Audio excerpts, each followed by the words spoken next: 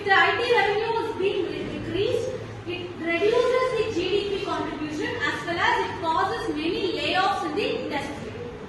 Next, should the government invest more in the IT sector or in the agricultural sector? IT is better for fast GDP growth because its export focus and create high-paying jobs like agriculture grows Slow. Agriculture grows in a very slower part, whereas the IT sector grows in a faster part, which creates more revenue, which contributes to the gross domestic product of the national income, which is an important point in the calculation of national income. And at last, suggest any one policy that would help the IT sector increase its GDP share by at least 10% by 2026.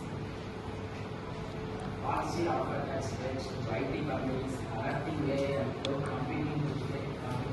Good.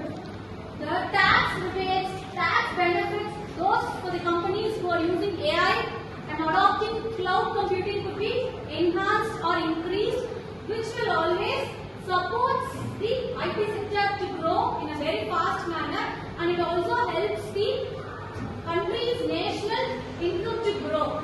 If the national income